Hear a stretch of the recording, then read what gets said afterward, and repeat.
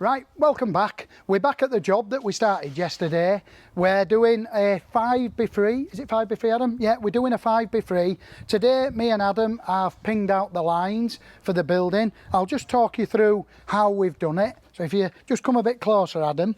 What we decided to do is use this fence here to square off from. So we set a rod at 500 from the fence here. Forget the lines at the minute. We then went over to the far side here. Now, what you've got to do, you've got to go past 3 metres. Like you can see, this is the 3 metre mark here, but we've gone slightly past. I also set that to 500 so that we've got a square line to work.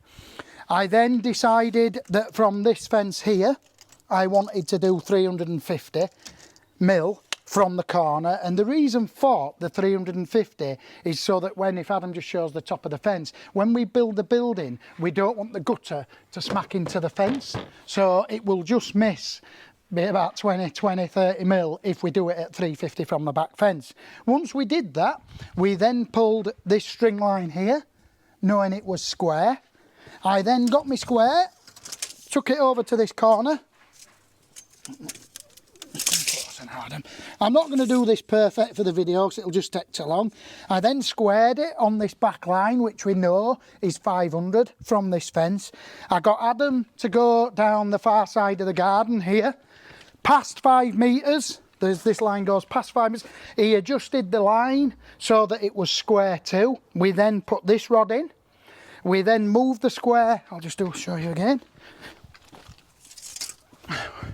We then moved the square onto this corner.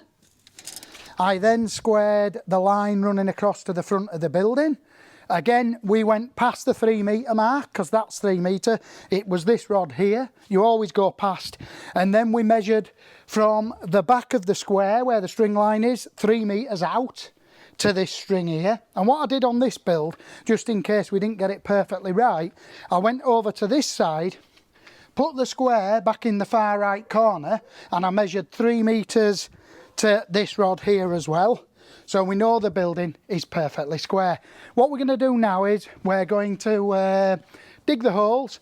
In a build this big, we always do 1 hole bigger than the meterage on the front and the back. So it's a 5x3. So we'll dig 6 holes at the back, 6 holes at the front. It's only 3 metres on the side, but we dig always 1 more. We'll do 4 holes on the left, 4 holes on the right, and we'll do 5 down the middle. I just thought I'd mention that we thought we'd dug all the rubbish out yesterday and got rid of all the rubbish. It was 300 bags of topsoil. Me and Adam have done, I bet there's another, 30 there, 25, 30. We've done that this morning, but I'll just show you at the front how many we've got.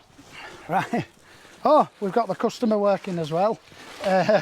So there's our full the skippies already, and we've still got about 50, 60 bags there, and we've still got all those round the back. So I don't think we're going to get them all in today.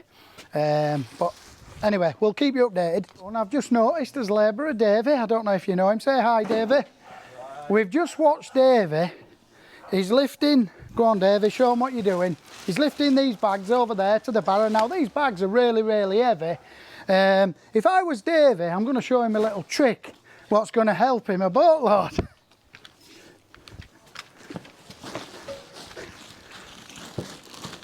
There you go, Davey. Thanks for watching.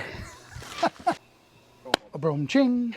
Right, I'm just going to talk you through a quick talk through on the holes. We're going to start digging the holes now, but of course, first of all, I did mention in the previous video that we're going to dig 6, which is an extra 1 to the meterage. So it's 5 metres, we're going to dig 6 holes. So what we usually do, if Adam just comes here, I'm just going to show you, we usually come about 200 to 250 in from the corner, and we do the same at the other corner, 250 in, and then we work the distance out in between, and that's how we're roughly about 920 on here, will give us 6 holes. Right, we've come to end of day now, and as you can see, we've fully completed. We've just managed to get it done for 3 o'clock. It's been a real toasty day over here in the UK. We've got all 25 holes dug. They're all around 600 depth. We've put all the rods in. The customer's been very nice to us. If you just have a look over here, he's been bringing us out drinks all day to keep us hydrated. So I'd like to say a big thank you to the customer. We've just got here, I've not plugged the mic in, so I'm using the phone's mic. And we've got a little person in one of our rows, look. Hey, Chief. Freddie. We'll call him Freddie. He needs to get out though, before he gets full of concrete. Go on, Davey, get him out. Go on, Davey. Don't like jumping at me in face. Oh, he'll jump at it. Hey boy, it loves you, get it. Go on, get it. Go on. Trust me, it likes you. Go on, Adam. Look at Adam here. Go on, Adam. Let's have a little look. Let's have a look. And I can't see it. Don't like jumping. Hey up, Chief. Back here today, and I'm just going to show you how to make a rod.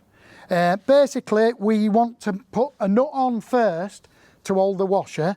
So I don't know if Davey can see this, but instead of measuring this distance for the washer to go on, I use a little technique, which is my little finger on the end, and then I use my finger and thumb like that, and that roughly gauges me where I put the first nut.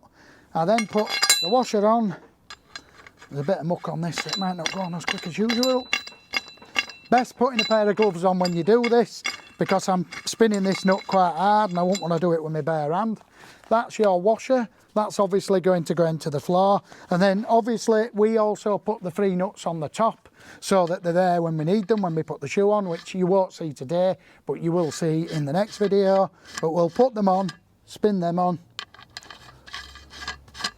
and we'll put this one on the top. It also stops the sharp point. We have got the tennis balls, like tennis balls that go on the top also. Of course, we've dug, if David just wants to show you, we've dug all his holes.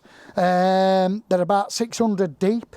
And obviously, the reason why we put this washer so high up the rod is so that we can have a good, it's about 8 inch off top of my head, I'd say there. You can have a good 8 inch of concrete underneath the washer, so it's never gonna compress the concrete and crush it.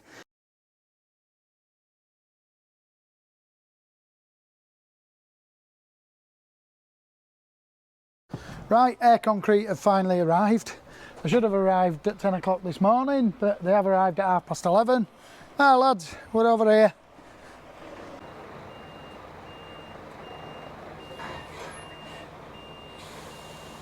Well, air concrete are about just to fill the barrows, so I'd better get round the back and get the rods put in.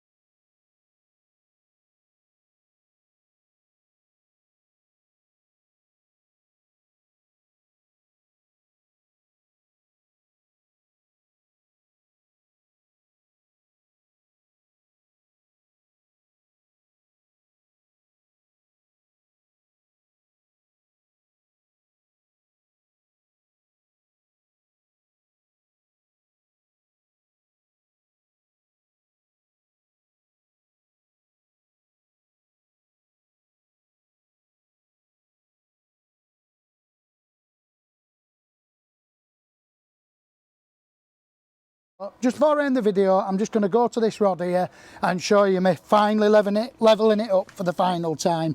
I mean, it shouldn't be that far off anyway, if you have a look. Is it, Davey? No. That's nice. I mean, we did get them near us. That's perfect. I've cleaned the floor just to get rid of any excess concrete so that as nuts will go down. Basically, I just shoveled it up with a shovel just to get rid of all the crap. We've now finished. All the rods are complete. I'm just going to show you something. I don't know if Liam does this or not, but what we've done is me and Adam, who's behind the camera, we come down when we've finished and we eye down each line of rods to make sure that they're looking line. So we go around all the lines and we eye them just in case when we was cleaning the rods that we knocked one, or one was on the wrong side of the line. It'd stand out really easy, and that's why we check them afterwards. It's really good to go around and eye each line and check that they all look perfect before you leave the job. No worse than coming back the day after and realise one's on the wrong side of the line and you can't complete your build. You've got to dig it back out and redo it again. Thanks for watching. Please comment and subscribe. We're back at, where are we? Huddersfield. We're back at Huddersfield. It was supposed to be torrential rain and thunderstorms today, but it's not quite happened yet. We dug this out. You've seen how much earth we dug out. Some of you said you should have got a digger in, but it's too tight down there, so it had to be hand dug out anyway. You can see now, John's done the rods yesterday, and as John is quite anal about this, these are millimetre perfect. If Jen can see down the line there, she'll see all the rods are dead straight, they're all on the lines. We'll have no problem putting the timbers on these, and because we use the staff and the laser to level this ground, that means that the ground is pretty much level. I've set the laser up now, so if I put it by any particular rod, the fast beep in there indicates that we're nearly there. So any of these rods now we can start from. There you go, look. So they're all absolutely spot on. You can tell how level it is anyway. So what we're going to do now, we're going to go around with the laser. I'll put that down there because it's beeping and it's annoying. We're going to go around. We're going to get these nuts down as quickly as we can, and then Jen's going to go around and level them. I'll lock them off. I'm also going to drop on and do a review on the Clubby Owner laser, which we got. It's available on eBay. They've asked us to do a review on it, which I am going to, but it's been ages and I need to get on with it and do the review, don't I, Jen? It's a quality little bit of kit. So what we're going to do, we're going to get both lasers going. We're going to wind it down, but I'm going to do a full review on the Clubby Owner. So what we're going to do, we're going to stop saying what we're going to do. We're going to get the basing out with Jen. We're going to do all the 4x3s, we're going to do the 4x2s, and we're going to get the insulation in hopefully as well, if this thunderstorm does. Right, so we've already levelled these nuts, but I'm going to show you just how accurate this is. There you go, so it's found it there. But like I say, if I move it a little bit, obviously I'm tilting it to exaggerate it there, it goes off again. But that's the only downside I can see to it. It's like too accurate if that's possible. There you go. Like I say, they've all been levelled, these nuts. I'm about maybe 15 metres away. If Jen just moves to the side, she's just blocking the laser. I'm about 15 metres away from the laser. But it's still picking it up there. I'll walk over here. I don't know if I can just, let me see if I can just see the laser. There you go. I'm a good 20 metres away from the laser now, and it's still picking it up. So daytime, it's brilliant. I mean, sometimes and all, I could actually, let's see if we can see the laser on the fence over here. I'm about maybe 6-7 metres away from it. There, I mean there, Jen, can you see the laser on the fence? Yeah. Can you see it through the camera? So there you go, you can actually visually see the laser as well. So I put it on all them and they were accurate. I'm just going to show you now and drop this spirit level on as well, just to show you that they are accurate. There you go, Jen. So that's level. Yep. There you go, look. Yep. So they've all been levelled with the Clubby Owner laser level. I will show you it inside as well. It's for that price, it's a no-brainer. Of course, we've always level our nuts with the what's this one called? With the spectral laser. We've had this for some time now. We used to use a spirit level. If you're going to level these, then you can just use a spirit level if you haven't got a laser, because not a lot of people have. But basically what you want to do is level one nut to the next nut and then turn your level every time, because imagine if your level's out a couple of mil and you keep going along with it like that. By the time you get to this end then, you bored, Jen? By the time you get to this end then, you could be 10-15 mil out. So even if your level is out, just rotate your level every time you come to a new nut and you'll rectify that it being out, if that makes sense to you. Jen's nodding. Yeah, it does make sense to Jen. So that's it. It comes with the finder, which is a great bit of kit as well. And I'll just show you here over in the bag it came with as well. Comes in a handy little bag. It's got loads of attachments for mounting it on the wall. Stuff like that. It's actually got a remote control as well. What I did as well, because this finder doesn't come It doesn't come in the bag, it comes in a separate box, but what I did, the laser goes in there and I just cut the foam out so that the finder would sit in there as well. So it's a great little bit of kit for the money. Right, Jen obviously went round and levelled all these with the laser. What I'm going to do now, I'm just going to lock the nuts off against each other just to stop them moving. And what you've got to bear in mind is when this building's built, there'll be approximately around 5 ton of weight bearing down on these, so they're not going to unlock, they're not going to open. And when I say 5 ton, so you'll have 5 ton approximately bearing down on these, but what you got to remember isn't 5 ton on each nut because the load is spread. So you can see what I'm doing. I'm holding the nuts against each other and just tightening them off like that, and then that will then prevent any movement and our building will be level, which you need. I mean, you get this bit right and then you're laughing because everything then is basically framework, everything cut to size, and once it sits down on your level base, you'll have a level building. So your walls are square and then your floor is flat and level, so when you put them square walls up, they'll be level, won't they? So there's a lot of pressure goes on to tightening them nuts. Right, what I want to talk to you about is ground screws. Now, I priced this job up, not this particular job, but a 5x3 for ground screws. And the commercial ground screws installed by the ground screw company were 2,200 plus VAT. So what's that? You're about 2.6 something, aren't you? It's maybe 2.7, so it's nearly £3,000. These rods work out at, I think with the shoe, they're about £22 each. So what we've got? We've got 24 rods, haven't we? Let's do the maths, just keep it rolling, Jen. So we've got 22 times, how many rods is there? 6, 12, 17, 18, 19, 20, 21, 25. So 22 times, 22 times 25 is £550 for the rods, and then you've got your concrete, which is another £200, so that's £770, is it? No, £750. What did I say, 550? Plus 200, 750. Right, so you've got 750, so bearing in mind theirs is 2.7, so you've got £750. You've got your labour, I appreciate that, but if you're going to do it on your own, that's everything for the full kit, the rod, the shoe and the nuts is about £22 it retails at. So you're looking at a third of the cost of ground screws. It's millimetre perfect, you can do it yourself, you can do it at home. Granted, you've got to dig it out and you've got to get the concrete company in, but you know, it's a third of the cost. So ground screw companies have got their place, obviously, but if you're going to do it yourself and you want to save some money, then this is the way forward. Absolutely solid. 24mm galvanised rod, it's 1 metre long, there's 5 nuts per rod and a steel shoe. Now I know a lot of guys, and a square plate washer in the concrete as well, a lot of guys are doing away with the steel shoe now and they're using the square plate washer. Obviously I'm commercially building these and I give a 10-year warranty on my build, so I'm more than happy with the shoes, but you yourself can use it, the square plate washer if you want. It is 10mm thick, but I need to use the shoe because I'm selling these and commercially selling them as well. All right, Jen, done. The nuts are locked off and tight. What we're going to do now, we're going to drag this into position. Oh.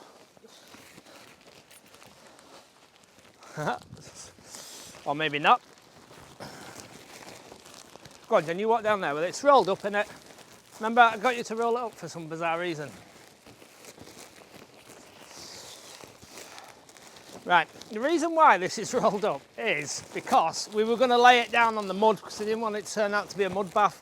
But, as with British weather, it turned out to be 26 degrees. Jen's got her serious face on again.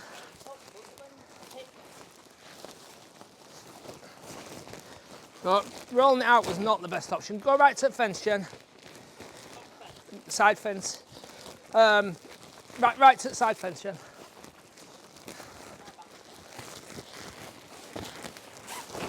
Yeah, rolling out was stupid, wasn't it, man? Who told you to do that? Why are you not paying attention?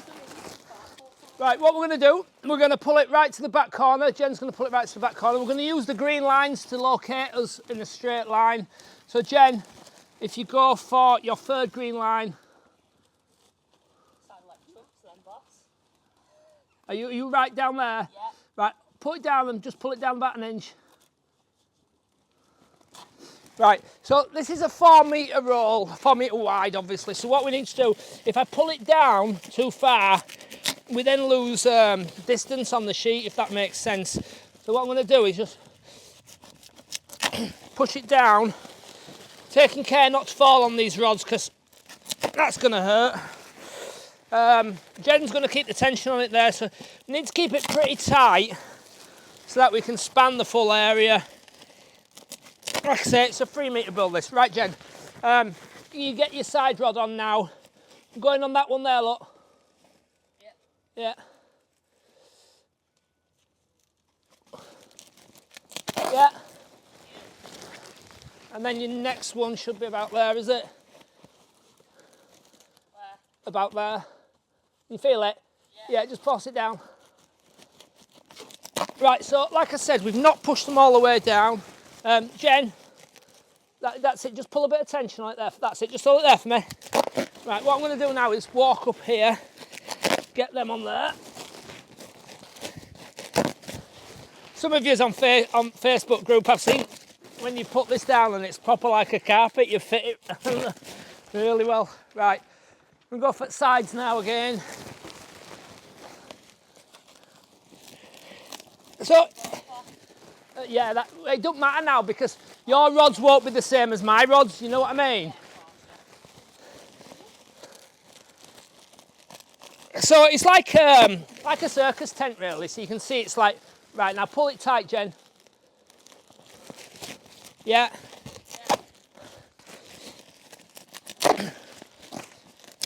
So you can see it's created like a canopy, nice and tight. We've got to the front and to the back. And what we're going to do now is push it down slowly now, Jen. Just watch you don't go down and your face go on the rod. Yeah?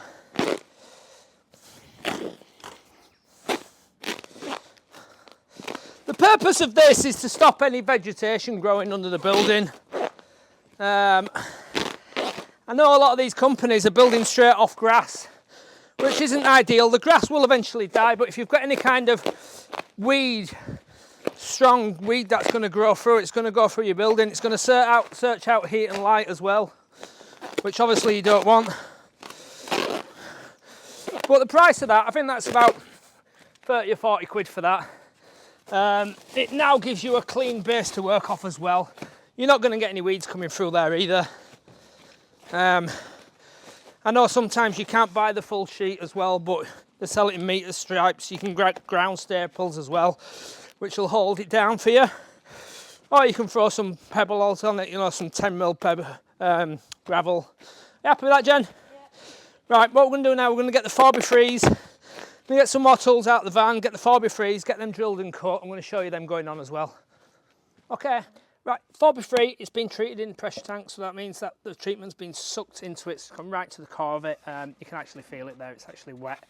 It's 4x3, it's for the perimeter. It's actually a wall plate that goes on an extension on an extension on your house. So you'd have your internal breeze block wall, this would be then mortared on, and then your roof would be cut into there with a bird's mouth.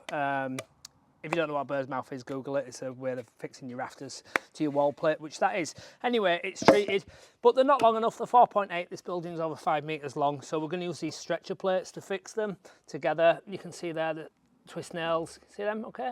Twist nails. So what we're going to do, we're going to nail that every other hole. We're going to nail it on the bottom as well. We're then going to slide our piece in. Trap my finger. Like that. Get it to where it wants to be. And then nail this one up. So these stretcher plates, we've actually, when I've previously made a mistake on these and tried to get them off, they get a real good grip, so they serve the purpose. What you want is the stretcher plate to fall, yeah, right, so what you want is a rod there and a rod there rather than a rod there somewhere on the joint, so that span there, which will go between two rods, will be sufficiently strong enough to carry the weight of the building. Never had an issue with doing it this way. In my mind, for speed and strength, it's a no-brainer really. I do keep threatening to buy a PPN nailer, but the price of the nails seems ridiculously expensive, and watching the videos on YouTube, I'm not quite sure how quick they can nail compared to hand nailing. You hit your finger on this and it really does hurt. So that's enough to hold it there. We've done 3, so that'll be either the front or back or whatever, do you know what I mean? That'll be the middle one, that'll be the back. What I'm going to do now, I'm going to show you how we're going to mark them up. We're going to drill them as well and cut them out with the chainsaw so we can notch them down, and we'll generally go around and put the shoes on. I'll explain the shoes to you as well. So I'm going to carry this over there, and what I'll do, I'll offer it down in front of the rods that Jen has already pre-levelled. So if she goes and looks at this now, she will see the position of the shoe there. Oh, Jen, we've not nailed that side. I'll nail that in a minute. My fault. Is that the one I've just done as well? Right, okay. Right, so I'm going to position that so that stretcher plate, rather, is in between the rods. Yeah, I haven't nailed, but I'll nail in a minute. Right, so I'm going to locate the centre of the rod, like such. And then what I'll do then, I'll set up the Milwaukee drill, which we specifically bought for this task.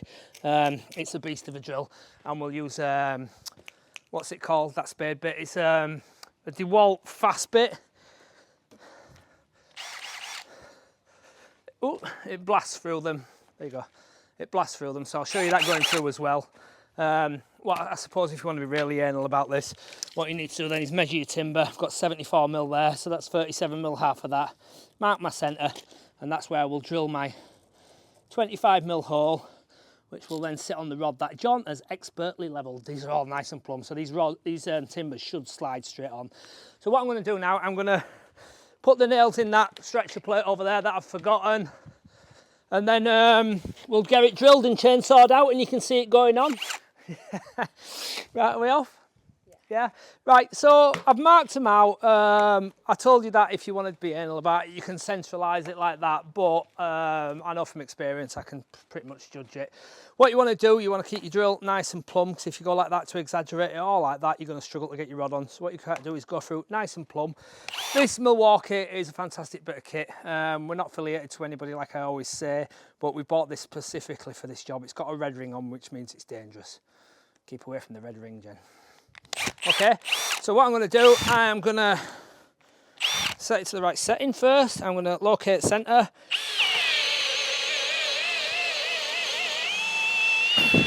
There you go. That is an absolute beast of a drill.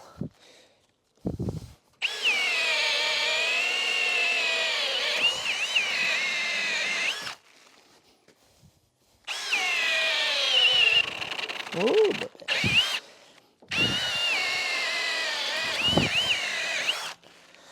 and don't actually know what it's like for doing anything else. We specifically bought it for punching these holes straight through these timbers.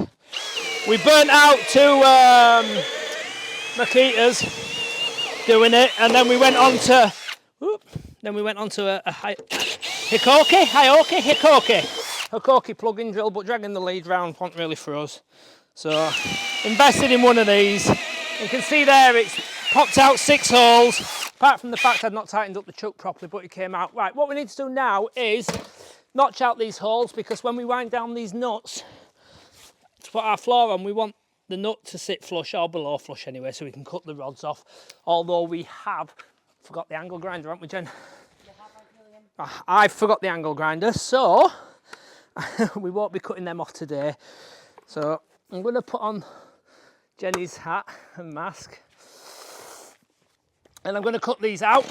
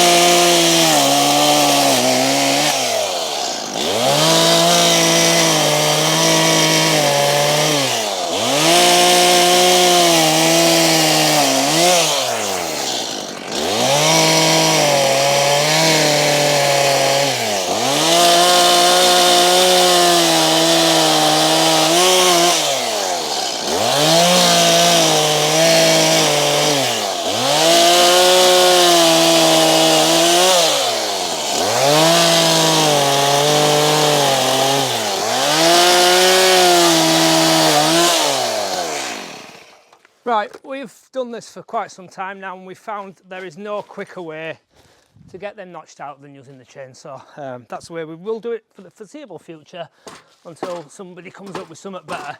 Right, roll it over, make sure you get these burrs off, although when you do tighten down your nuts they'll compress it anyway, but you don't want a big bit of wood holding your timber off. Right, so that's the front timber. It's ready to go on now. What I'm going to do now is put the shoes on. I'll explain the shoes to you as well. They're a steel plate channel rather, 100 wide, 50 high. They're about 8mm there and about 5mm there. They've got a 25mm hole cut in them as well. They will sit on there like that. Now, Baps in Leeds sell these at a really good price. They sell the full kit. We came up with this kit for fixing these garden rooms to the floor.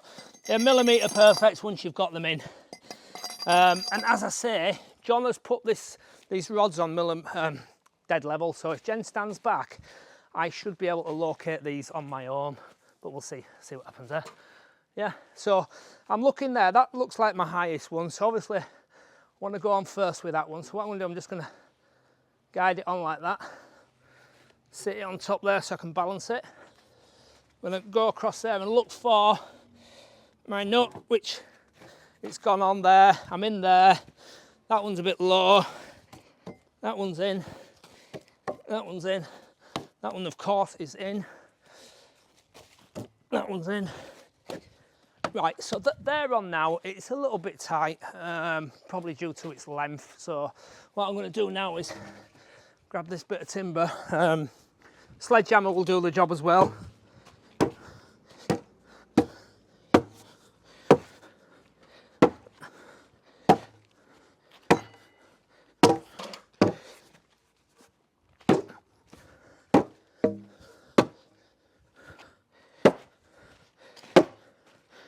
What I'm going to do now is make sure that all my shoes are going to be in line to take the timber.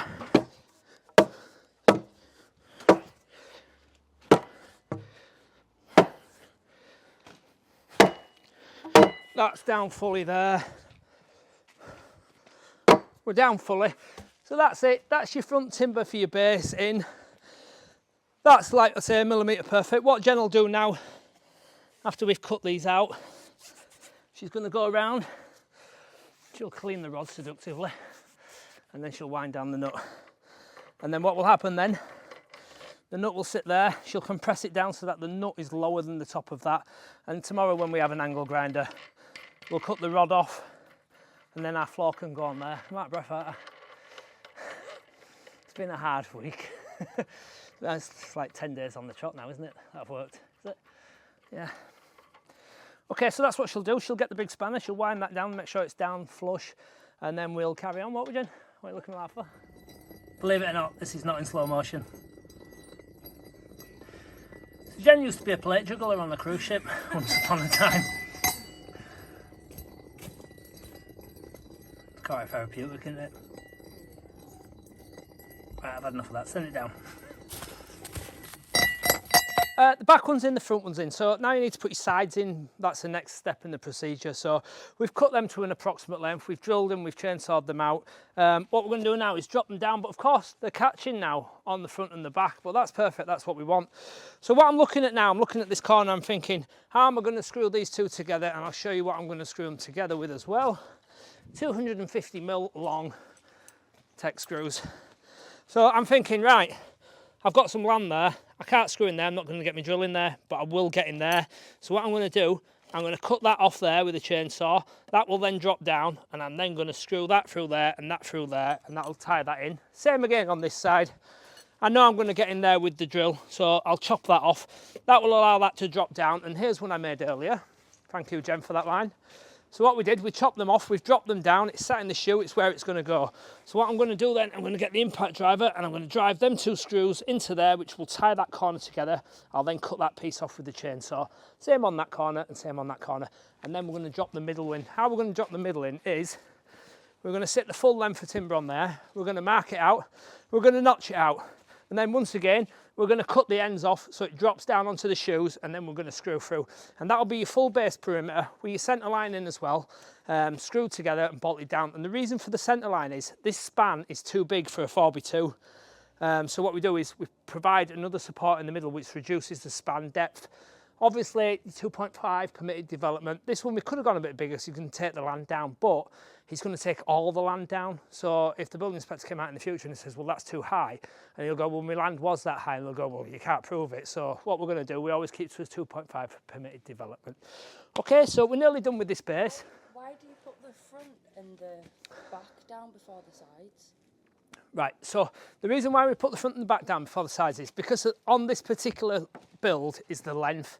So the length of the building is greater than 5 metres, yeah? So the timbers come in 4.8, so we have to join the timbers. So if we put the sides down, we still have to join the timbers, but then we're arsing around. So what you need to do is make your timber longer than what you need it. Then, because you made it longer than what you need it, you can move that shoe backwards and forwards like we did because there was a massive knot there, yeah? Whereas if the side... I'm not explaining this very well. Right, Jen, we put the front and back down first because that's the way we've always done it, okay? Okay. So front, back, or back, front, sides, do it any which way you please as long as you reach the same conclusion and Jen's happy, then we're all happy, okay? Okay. Thank you.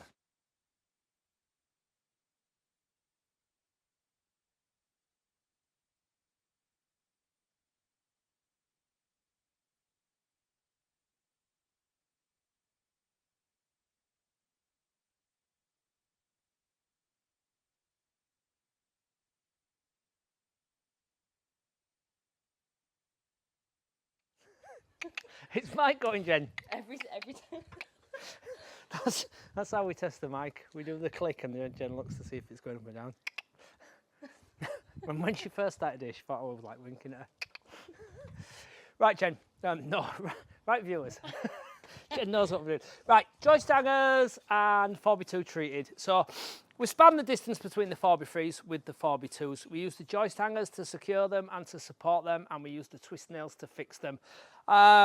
I know you're all going to comment, get a PP nail gun, it'll change your life, and I will get one, so stop going on at me. It's just a lot of money to spend, and I just feel I'm a little bit quicker than a PP gun at this moment in time.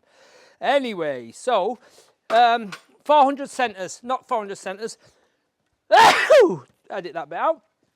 400 spacings. The reason why we use 400 spacings and the space in between is 400. The reason for that is because the insulation is 2.4. Obviously 400 goes into 2.4, so you get maximum usage on your insulation. So the space in between is 400 there, not 400 centres. 22mm Aga Protect or any other 22mm chipboard flooring will span over a 400 gap and not have to be supported. It's absolutely fine. Glue it with 5-minute glue, polyurethane glue, it's brilliant, it works. Right, if you fall on the shoe, what we do, we send some 250 screws through there. Obviously we can't put a joist hanger on the shoe. If you're using a square plate washer, the advantage of that is the 4x2 will sit on the square plate washer, but because you're on the rod, you still have to go and drive the screw through it as well. So 400 spacings, we're going to go across there. We've forgotten the grinder. So I'm going to hammer these flat, but I just want to show you this one over here. It's a tricky one because it's fallen on the splice plates on both sides. Well, when I say it's tricky, it's just a pain in the ass, but I'm going to show you how I'm going to nail it. I'm going to show you how I'm going to put a joist hanger on as well, and possibly show you why I think I might be slightly quicker than the PP nailer. Okay, the joist hanger there's got a little recess cut out, dirty nails, look, I'm working though. Got a recess cut out there, so it wants to actually sit back a little bit, so that bit there, how's that look, Jen? That bit there is flush with the end of the joist, so if you look from the top, I'm sat back about 3 or 4 mil, right? Hammer the right way around, of course. Right, so, then roll it then, and I put these 2 on, roll it again, flatten it, roll it. It does hurt when you hit your fingers. And the other thing with a PP nailer is, because Paslode have brought out their design, and I have used a DeWalt one and it was crap, but Paslode have brought out theirs, and obviously they've got a copy on the nails so that nobody else can make them, and their nails are ridiculously expensive until that runs out. Whose pencil's that stood in the ground there, look, Jen? Film it. Is that your pencil, possibly? Right, so that's my joist stangers on. It's ready to go in now. If Jen just comes over here, she'll see this. I've marked my 400 spacing. I've put a line, I've put a cross. The cross indicates which side of the line the timber is going to go. So I've got these in the way. I'm just going to show you how we're going to get past that. So I've got Jen to cut it slightly loose for me for some reason. It's not your fault, Jen, it's mine. I'm going to get that in the right position. Offer that nail up. This is going to be a bit tricky to film, because what I do normally is get Jen to hold it. So I'm going to hold it with my fingers like that. Hit my fingers. Did you catch that? Yeah, so did I.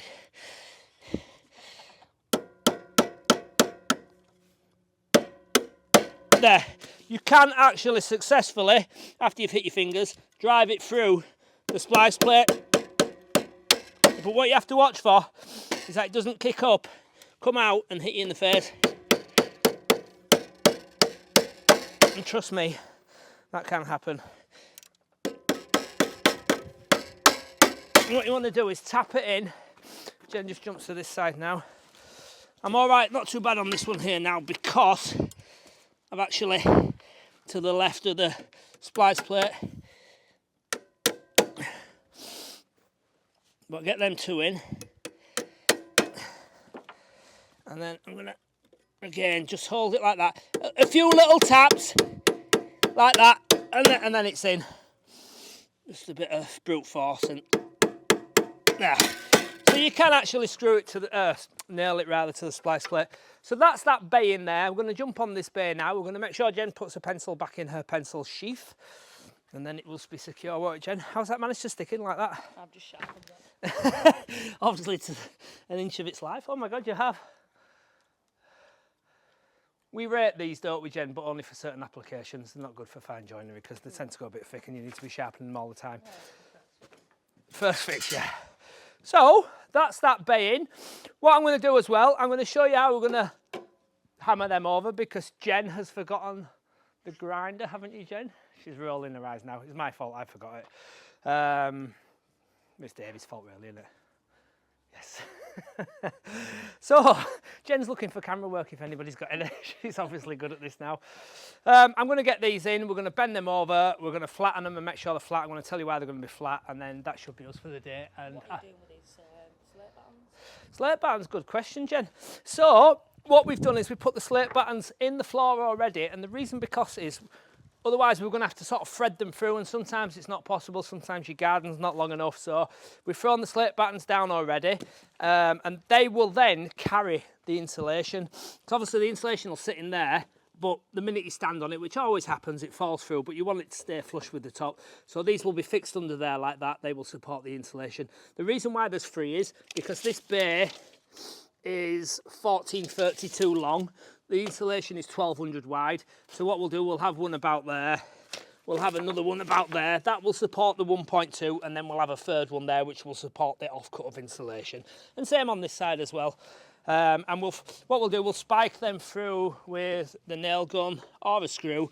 What we do, we pull the slate batten tight up to the wood there. We go through at an angle, and then that will secure that slate batten to that 4x2, which will then support the insulation. If you can't get a true 400 timber, which we have here, I'll just show you that. Can you see that, Jen? It's 100mm. I know some of you are getting 90mm because it's like a CLS type timber where it's planed. Sorry, can you see it now? Yep. Yeah, so it's a true 100mm, so that will obviously support our 100mm insulation. Do you know what? If your timber's coming in and it's 90mm, then get yourself some 90mm PIR insulation. It's the 10mm difference, you're not going to notice it. You're not going to sit there in the winter and think, oh, it's cold, I wish I'd have had that extra 10mm around me. But anyway, that's that. So we're going to blast on with this, we're going to blast on with that. Jen's cutting them, I'm going to fix them.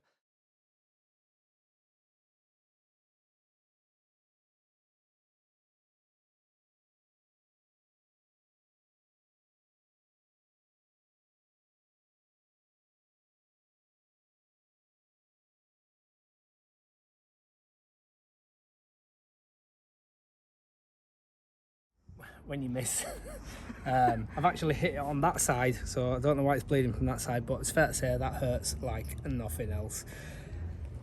I think I might have broke it, you know. You just flipped some of the blood on me. It's not only that, right? I'm trying to drive it through that, so I've been having it with it hard. Oh.